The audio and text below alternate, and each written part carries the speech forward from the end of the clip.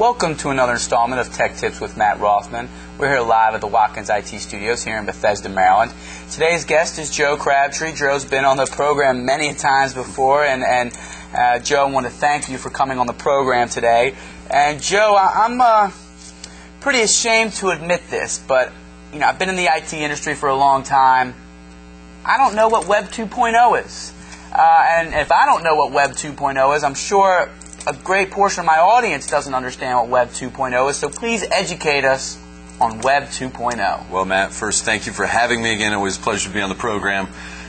You're always welcome. You've got such a great program. I can't help but want to be a guest here. Yeah, you should be ashamed about not knowing what Web 2.0 is, Matt. To be honest with you, Web 2.0 really came about in like 2004, 2005. A gentleman named Tim O'Reilly, who's a computer professional, really kind of coined the term, if you will, at a conference in 2004.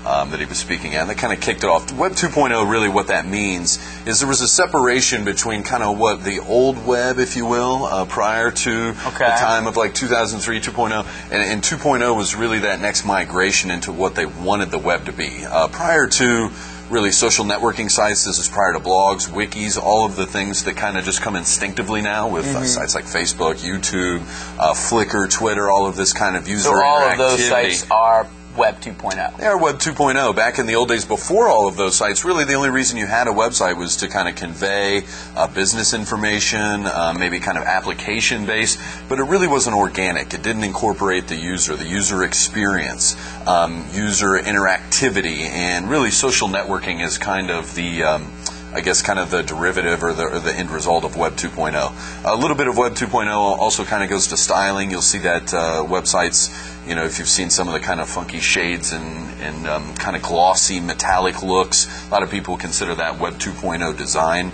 elements. So you kind of got a little bit of both there with the functionality and the design. Okay, so really what, other than the look and feel, what are the big differences between Web 2.0 and what was previous to that? Is it called Web 1.0? Or? No, there's really not a naming difference, and most people will tell you that Web 2.0 is just kind of an extraneous name. It really just kind of brought attention to what the designers of the web were trying to make the web to start with. There really shouldn't be any difference between old web and new web. It's really just kind of that building upon the older technology to really kind of bring out the full uses of the web. I mean, if you remember right, the web really took off really quickly. People just didn't really harness how to use it and what it was going to be, and it really went from you had old desktops and big flimsy desktops and slow internet connections. Now all of a sudden people have fast internet, they have laptops, netbooks everywhere, they have mobile devices, they have multiple different types of technology that can bring you the web, and so that really spurred that growth as well. Okay, an application I use on a daily basis, and an application that's gaining a lot of movement out there is Microsoft SharePoint. How does Web 2.0 relate to Microsoft SharePoint? Well, really, SharePoint embodies most of the Web 2.0 kind of theories, if you will, from wikis to blogs to collaboration, document sharing, those sorts of things that really let a software be a platform for organic growth, rather than your users being limited by whatever technology it's on. And SharePoint's really kind of the, one of the prime examples, I guess you'd say, of Web 2.0 and how users can just get in, share things, share documents, build upon wikis and blogs and all this cool interactivity. Okay. Are there any issues or problems with the Web 2.0?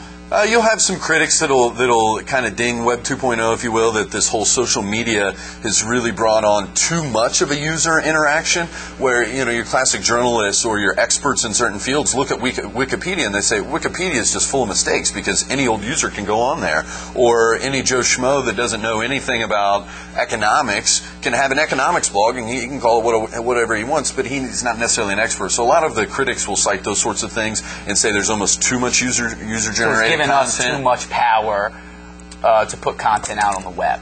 And not just content, but content that is maybe misleading, not correct, or maybe that is in some way just a fallacy. So, yeah. Okay.